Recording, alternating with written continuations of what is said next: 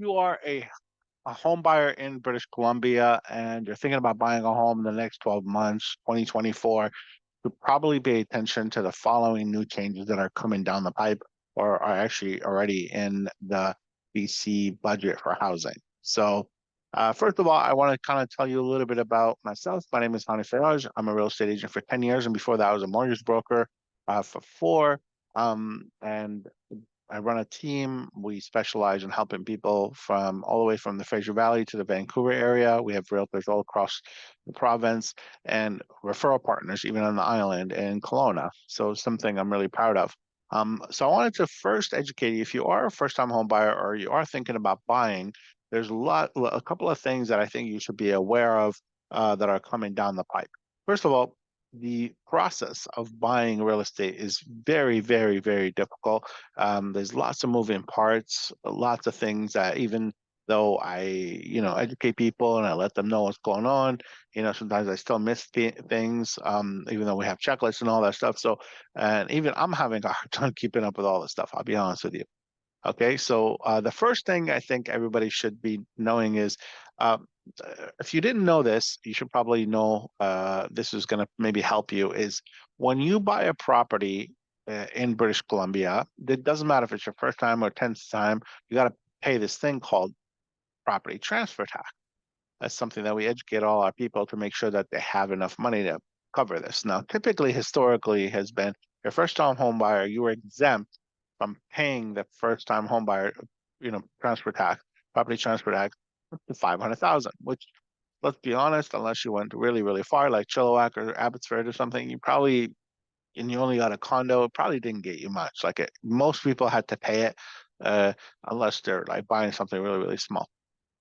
Okay, so that the government has come out, or the BC government, which is NDP, with Premier EB, the other day actually had a town hall. I was on it.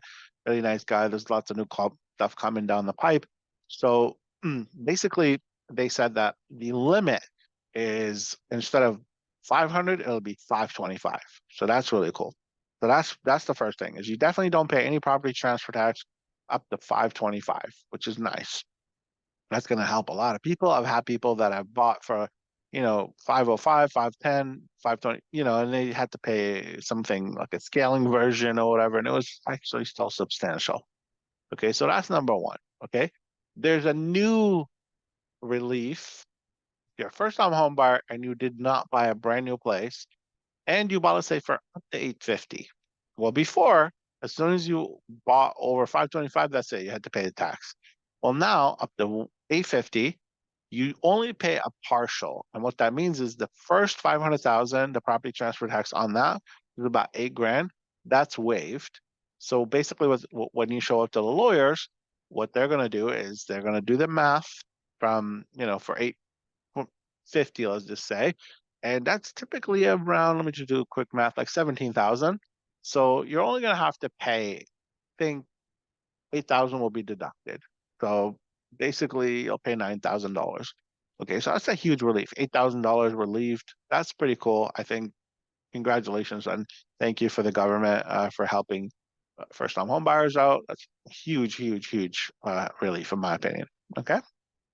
Now, if you're buying a brand new home, brand new from a developer, and it's to $1.1 million, you do not pay any property transfer tax. You still got to pay GST, the 5%, but you do not pay property transfer tax, which is a huge relief. That's as of, I believe, April 1st. So that's a huge, huge, huge relief. Okay. Uh, by the way, like there was, just to give you some context, before this, it was 750. So before, if you went to a developer, you bought a brand new place, it was literally 750. You didn't have to pay the property transfer tax, but you did pay GST. There's too many taxes. So the government said, we want to help people out. You don't have to pay the property transfer tax if you're buying brand new. They wanted to help people buy brand new houses that are energy efficient and they have a lot of benefits and blah blah blah. So they were trying to encourage that. It's a little funky to me. I think they should be doing this to everybody, to be honest with you. I don't know why they're encouraging property brand new versus not. It's weird, but okay, no problem. We'll take it. Again, before it was 750. It's a huge win in my opinion. Huge, huge win. And then there's something called the anti-flipping tax. So they did propose something called an anti-flipping tax. So just so you know, in Canada, or at least in Vancouver, let's just say I bought a property, okay, and I bought it for 500,000, and I waited, uh, and I didn't live in it, by the way. I didn't live in it, and I waited a year and a day when I sold it. Well, guess what? I'm now basically gonna pay 50% capital gains tax. So that means, say I sold it for bought it for 500, I sold it for six. Let's just say there's no expenses.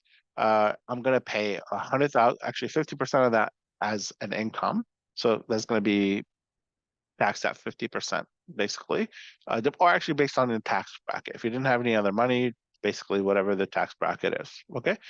But now, and the government did come out with some new legislation saying that, look, if we think that you're doing this as a business, you're going to be taxed on it 100%, or as opposed to 50%. So, and then now the provincial government is saying that, hey, you need to wait 2 years, or you're going to have to pay an additional 20% tax. Okay, so anybody who used to be flipping, all that stuff, and they've determined, some real estate economists and stuff have determined that 2% of everybody who buys real estate in BC is actually a flipper. Okay, so they buy property. I actually know a couple of realtors that I know and other contractors that that's what they do for a living. They actually they buy real estate, they make it better, and then they sell it to make 50, 100 grand, whatever it might be. For them, it's like a hobby. Some people have buy cars, some people buy houses, and they understand all the ups and downs and stuff like that. So it's a big, big, big issue. So what they're wanting to do is they want people to buy, rehab, and leave that inventory in the marketplace so people can have a chance to rent. Okay. I think it's just like kind of slowing down the train a little bit. So I do understand it. Other things that have come down the pipe, if you're an investor and you are one of those people that uses short-term rentals like Airbnb, like I don't know. There's other, VRBO and other ones like they rent their homes and condos or whatever. So now the government is going to be requiring those portals to be reporting to them every address and the names of these people who are having their websites on there. So if you own a detached home, you can only use one unit for Airbnb. So definitely no condos are allowed. It has to be a detached home, and it's kind of messed up. I actually have a client who's affected by this. So there's lots of those. Okay, but people think, oh, there's going to be big exodus and stuff like that. That's actually not true because the rental market is so strong. And to give you an example, my business partner Frederick Trudeau, um, you know, sometimes we help people like we help like three, four different investors with their properties, and crazy to me, it blew my mind. Three properties all got rented out within a couple of weeks. Crazy. Three properties. I thought it was going to take a little longer, whatever, and he helped all of them out as part of the service that we provide to investors. So crazy, but very, very true. Um, so if you are thinking about buying, and there's lots of other stuff like this that you need to be aware of, uh, reach out to me, my team. We'd love to help out. Usually, what happens with that first buyer consult looks like is we sit down with you and we take our snapshot. We ask you a bunch of questions, like a doctor would, or a lawyer would, or any good practitioner would, and ask you a bunch of questions like, "Hey, what's going on here? What are you doing here? What's the plan? Where are you now? Where are you going?" And then we give you a prescription, and that prescription is, "Here's what the plan should be."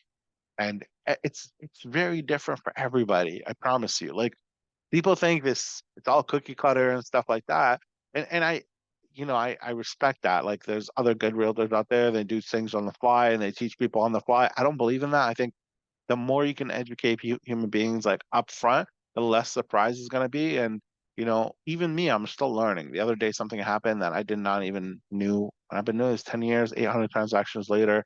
Lucky to be doing this, and I love it. It's so much fun. But at the same time, like still new crazy stuff that comes out. So again, if you need help, you want to buy a house or a condo, or you're trying to buy and sell, reach out to me. Love to help you out.